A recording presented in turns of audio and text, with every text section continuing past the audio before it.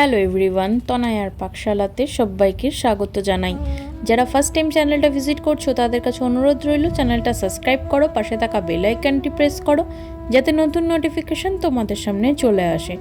নিরামিষ বলতে আমরা কিন্তু পনিরটাকেই আগে রাখি, সে যে কোনো পদেই হোক না কেন।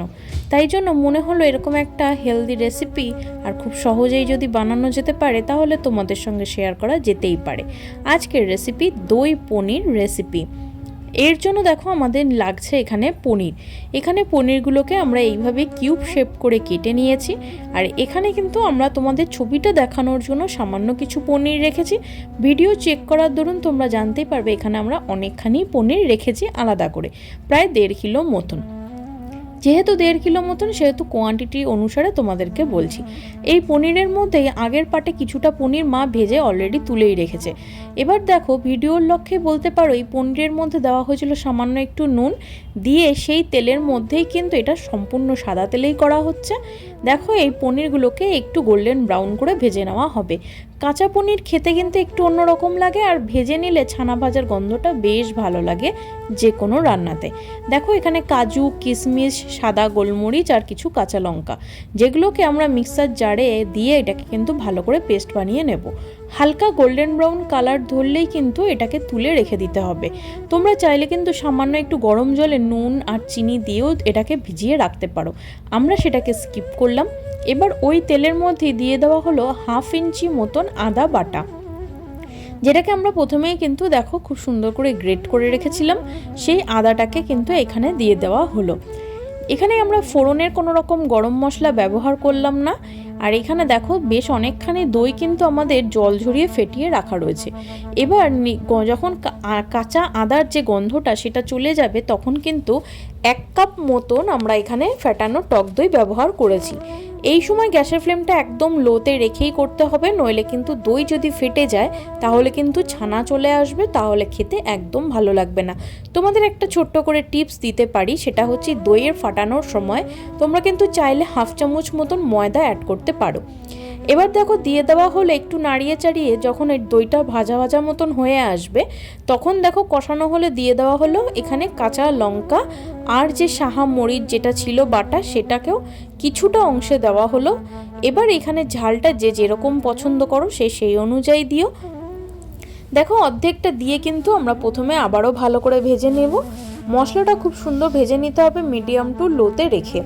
দেখো আমাদের মশলা ভালো করে ভাজা হয়ে গেলে এখানে কিন্তু আমরা প্রায় 50 গ্রাম মতন কাজু অ্যাড করেছিলাম, সেই কাজুটা পেস্ট করে রেখেছি সেটাকেও দিয়ে দেওয়া হলো। এবার দেওয়া হলো পরিমাণ মতো নুন আর চিনি।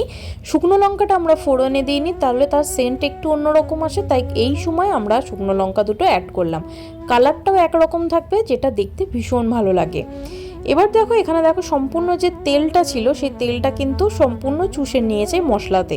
তোমাদের যদি মনে হয় যে খুব তেল কম কম লাগছে তাহলে কিন্তু তোমরা এভাবে একটু তেল অ্যাড করতে পারো, তাতে কোনো সমস্যা নেই। দেখো দিয়ে যখন মশলাটা সুন্দর ভাজা ভাজা হয়ে যাবে তখন কিন্তু আমাদেরকে এই ভেজে রাখা পনিরগুলো অ্যাড করতে হবে। এখানে দেখো পনিরগুলো দিয়ে কিছু কাঁচা পনির এইভাবে হাত দিয়ে গ্রেট করে আমরা দিয়ে দেবো।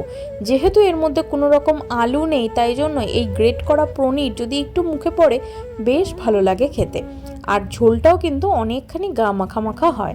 দেখো এবার এটাকে উল্টে পাল্টে কিন্তু আমাদের 2-5 মিনিট খুব ভালো করে মশলার সাথে পনিরটাকে কষিয়ে নিতে হবে। দেখো এখানে মশলা দিয়ে কিন্তু আমরা খুব ভালো করে কষিয়ে নিয়েছি। এবার একটা বাটির মধ্যে সামান্য গরম জল করে নিলাম, যেই জলটা এর মধ্যে অ্যাড করব।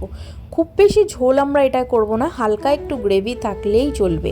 এবার এটাকে মিডিয়াম টু হাইতে রেখে কিন্তু আমাদের পনিরের এই তরকারিটা কিন্তু করে নিতে হবে। দেখো আবারও খুব ভালো করে এইভাবে নাড়িয়ে 10 মিনিট মতন ফুটিয়ে নিলেই আমাদের কিন্তু এই দই পনির একদম রেডি হয়ে যাবে। নামানোর আগে দিয়ে দেওয়া হলো 1 চামচ মতন গাওয়া ঘি, আর দেওয়া হলো সামান্য পরিমাণে কিন্তু গরম মশলার গুঁড়ো। তোমরা চাইলে প্রথমেই বললাম গোটা গরম মশলা দিতে পারো, তাহলে গুঁড়ো দেওয়ার কোনো প্রয়োজন নেই। এখানে আমরা শুধুমাত্র গুঁড়োটাই ইউজ করলাম। এবার একটু ভালো করে নাড়িয়ে নিয়ে স্ট্যান্ডিং টাইমে রাখলেই আমাদের এই দই পনির কিন্তু একদম রেডি। নুন মিষ্টি যে যেরকম পছন্দ করো সে সেই অনুযায়ী দিও। খেতে ভীষণ ভালো লাগে, যে কোনো লুচি, লুটি, পরোটা বা ফ্রাইড রাইস, পোলাওয়ের সাথেও কিন্তু ভীষণ ভালো যায় এই রেসিপিটি। দেখো আমাদের এই রেসিপিটি একদম তৈরি হয়ে গিয়েছে। এবার এটাকে সার্ভ করে নেওয়ার পালা।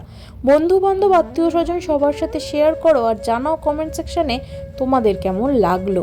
ভিডিওটি যখন পুরোটা দেখছো অবশ্যই ছেড়ে যাওয়ার আগে চ্যানেলটা সাবস্ক্রাইব করো। ধন্যবাদ।